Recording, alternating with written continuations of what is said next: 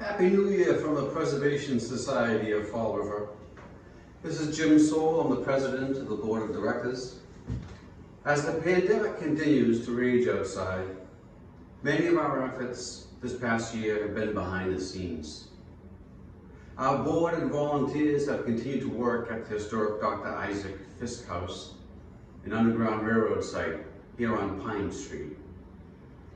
Grants from Fall River's Community Preservation Committee, the Bristol County Savings Bank, and Bay Coast Bank have been invaluable to us here.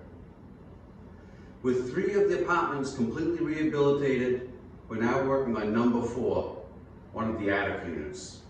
That's where we are right now.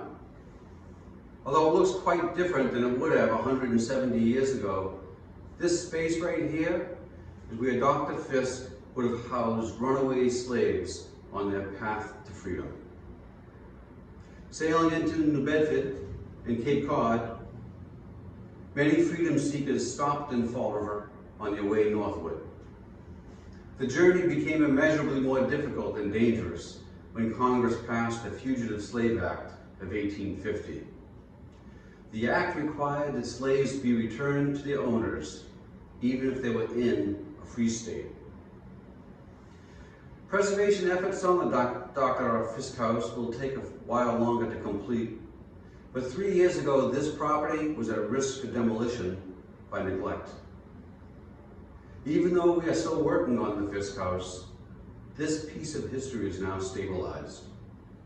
We need you now as much as ever, because in those last 3 years, another dozen historic properties in Fall River have been lost to the wrecking ball.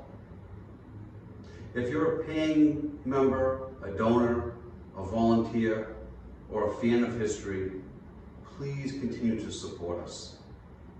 By saving history, we are making history.